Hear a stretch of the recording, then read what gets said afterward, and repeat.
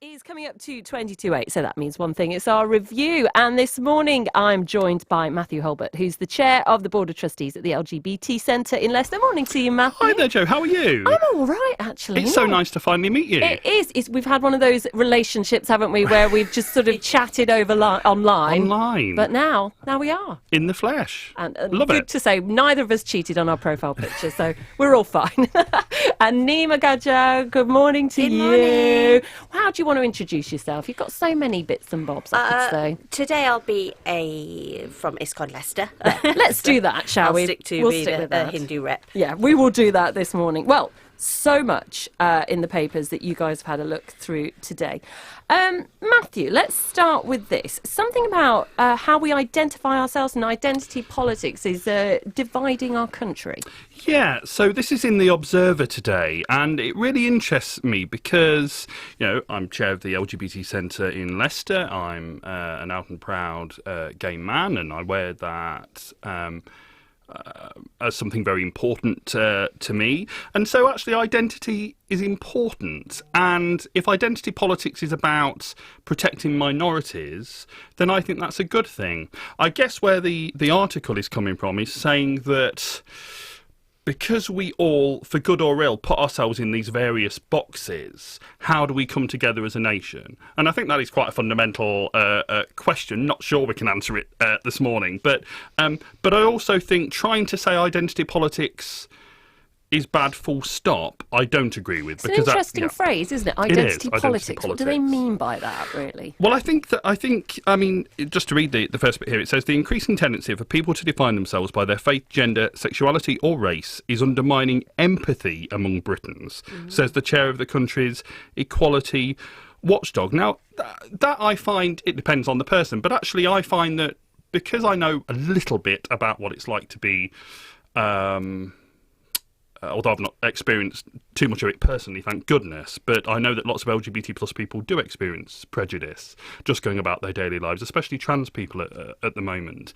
And actually, I think that gives me more empathy for people who, through disability or whatever other reason, feel that they are persecuted. So I'm not sure that I entirely agree with that. What do you make of it, Nima?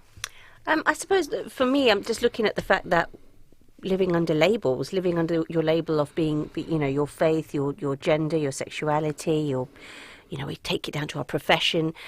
So for me, I suppose the way I live, the way I feel is if that is separating us, shouldn't we be working harder, or wouldn't it be great if we could work harder to go beyond this label? Because people can attach so many different names to you, whether it is through your faith or your profession or your colour, but this, it's just trying to say this story to me just identifies the fact that it's separating us. I guess it's about maybe people. There's a problem if people see you purely as your label, right?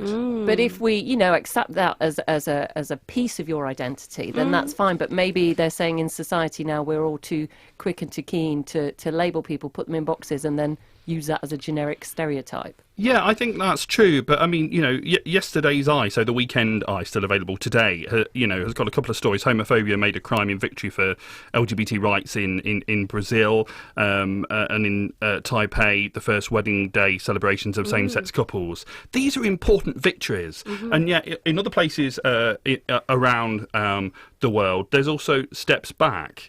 And so I think actually caring about how minorities are treated is something we absolutely should always do. Yes. But using that, but using our differences to say we can't possibly have anything in common demonstrably doesn't help either. And in fact, thinking of the late Jo Cox, I mean, she was entirely right to say that we have more in common. And so it's about finding that, I don't know if you'd agree, Nima, but it's about finding that middle ground where, yes, of course, fighting the fight for minorities, as I do every day in my role, is something we should always do. But using those as perhaps as reasons to be at loggerheads with each other clearly doesn't help. No, absolutely. It's about celebrating diversity and recognising differences, yet similarities, which should trump those. And that's the challenge, isn't it? Because I think at the moment we are obviously a very politically diverse place. So, Nima, let's move on to something that is a constant worry for me. Not enough playtime with my kids. Yes, and I think it's a story that's telling us everything. You know, we know it. It's in the papers all the time. But I suppose every time we read a story like this, that parents miss out on playtime. They do not have enough time to play with their children. We all know that. It's something that's always talked about. But it's, you know, there was a study of 2,000 Brits, which we picked up in the Sunday Mirror this morning. People saying that they're too tired after work and that the stress is leaving them unable to spend time with their family. So it's just a bit of a guilt story too. Is that the case? Most possibly, but we're living in a different world right now where, you know, we're taking our work, we're carrying our work around in our back pocket or in our handbags. We can't just sit in a park and get on a seesaw because, you know, our phones will buzz and that all-important email will come through and we have to respond to it there and then, because otherwise that leads to even more stress. So is it sad? Yes. Is it something that we need to work towards? Yes. Is it going to get better? I have no idea. That phone thing is a real problem, isn't it? I mean, I feel utter guilt all the time because I know that, you know, maybe when they're playing at the park, I might just get my phone out and just, you know, answer that email, or someone's messaged me and I've really got to get back to them, but my little boy's standing there with his toys, go and play with me. Yeah. And you're like, oh, it's such an unending pile of guilt. I don't know how we break through it. Yeah, absolutely. I've had times where I've had my children talk to me and then realising that I'm on the phone, and then, you know, they've got it in their head, mummy's at work, and then almost turn around. I could have been on social media for all they knew, but the point is they also know that mummy doesn't have that time for me because she's doing something else on her phone, or she's on her computer, which she's carrying around with her. You know, we're all working a little bit more virtually now as well. You know, we're not just office-based, we're not 9 to 5s, we're working different hours, different days, and we're taking that home with us where our children are. Well, I was out and about in Hinckley yesterday at the play area in Argentsmead with my niece's nephew and great niece. Oh, wow. The great niece is only 6 months old. Oh, nice. And I'm a very, very proud uncle and great uncle. You know, I don't have children of my own, although that is absolutely something that gay couples, of course, can do these days. But I don't have children of my own, certainly at the moment. And I absolutely love being an uncle and a great uncle. I must admit, I do occasionally like to say thank you. Yeah, that's the joy of it. I've had a lovely Uncle Mathew says, great to see you. Yeah. Well, I guess what I'm thinking is I'm going to try and just make the most of the time that we do have. But, you know, you start off with these wonderful ideas. We're going to build a den. It's going to be amazing. Everything's going to be great. 10 seconds in. She looked at me weird. I hate you. I need the loot. And it's like, it all comes tumbling. You go back to work for a break. You do. Tell you what, let's get a bit of music. This is Shania Twain. We'll be right back. There she is. You're still the one on BBC Radio Leicester. Matthew, we had a gorgeous day yesterday. Doesn't look so great now, does it? Well, it doesn't really. And, you know, as I say, was out in Hinckley yesterday doing family stuff, and it was absolutely beautiful and lovely. But the question that I want to ask, and this has been provoked by a story in the Sunday Times today, headlined "Rain, Cold and Jams, Traffic Jams, It Must Be a Holiday," is why can this country, I mean, I love Britain, but why can we never properly plan for bank holidays? I don't know. We go a bit mad, don't we? Why is it? I mean, we have, you know, infrastructure, and we have transporty people and people whose job it is to sort this stuff, and yet it's as if we've never heard of the idea that lots of people might travel on these days. I mean, it's nuts. I stay away. I can't. Yes, no. I always think there's all these great things that are on bank holidays and stuff like that. I'm just like, no, I can't. All those people, I can't deal with it. It's too much, isn't it? But it says, by tomorrow, the clouds should mostly clear. So there you are. And there will be a return to sunny spells. spells. Now, being how long? What's the definition of a spell? 5 minutes. Yeah, I reckon. So enjoy that 5 minutes. And you've got to use the lotion then as well in that 5 minutes. Yeah, you've got to be fully covered for those 5 You minutes. have. So are you travelling? No, God, No, no. I'm not. So none of us are. So we're, No. we're okay. We're staying in We're sunny staying Leicester put, for our yeah. spells. We are. I think that's the thing. I don't know why you would do it. I don't know why you would go on a bank holiday. I think the key is what time you leave, isn't it? But you know, when you have got kids and you're trying to get them all in the car and wake them up earlier so they can get to the beach, just sitting in traffic for 2 hours on the way there is not the best.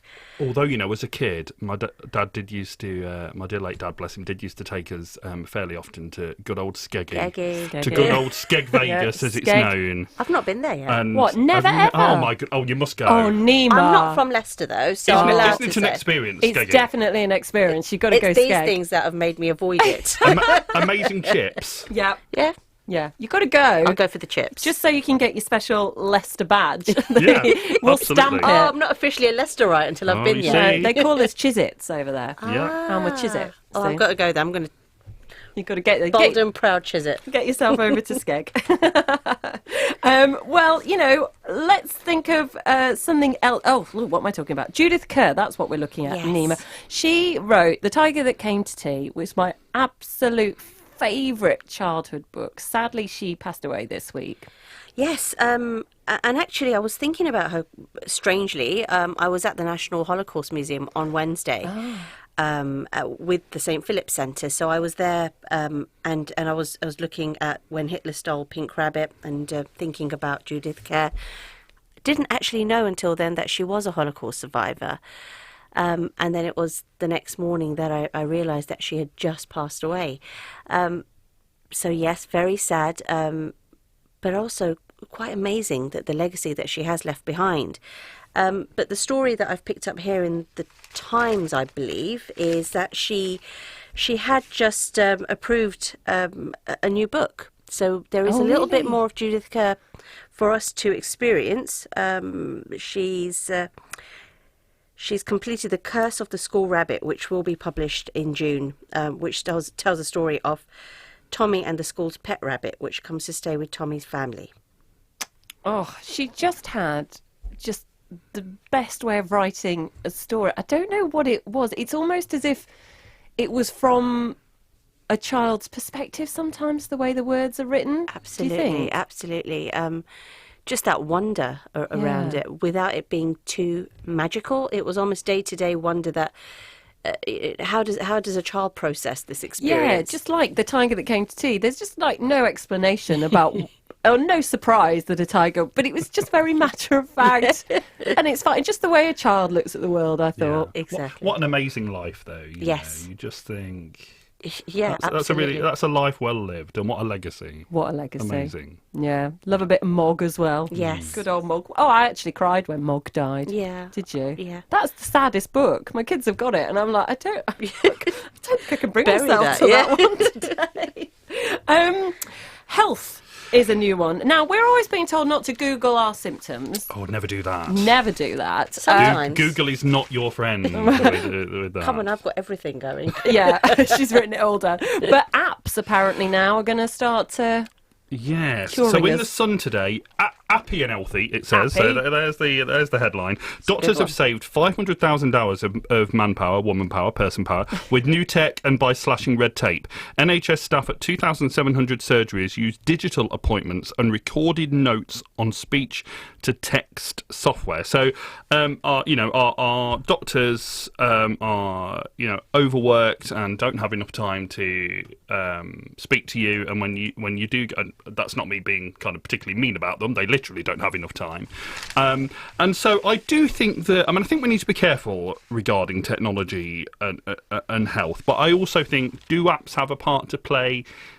If used properly, yes, I think they do. And I think especially around social prescribing, this idea that lots of people actually, their issue isn't medical, their issue is around housing, or their issue is around isolation, which, yes, is mental health, which obviously is important, but it might not be something that the doctor can sort. Yeah. And so actually you might need someone else to point you in the right direction to the local council or whoever it is. Because let's face it, we often trust our doctors when we don't particularly trust anyone else. And I think that means we go to the doctors with things which aren't actually medical conditions. And I think potentially apps can help with that.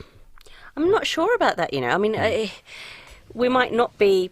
it's a whole different league for a doctor to learn how to use all of this techie stuff. But we go to a doctor for a particular reason. We go to a doctor to have that 10 minutes of somebody listening to you, whatever your problem might be. Yeah. But it's obviously I'm all for anything that's going to make their job a little bit easier. But I have been in surgeries where a junior doctor has Googled symptoms. Oh my goodness, no. They do that a lot, don't they? I've noticed. And I've been like, I've read that because I tried not to come into the doctor. I can do that. I don't need, You don't need that kind of help. Listen, guys, we have run out of time this morning. It's been so lovely to talk to you both. Lovely to be here. I hope you enjoy your bank holiday. I know we're not going anywhere. We're going to sit in and be miserable, but whatever you do, enjoy it. Nima, get yourself down to Skeg, all right? Close your eyes.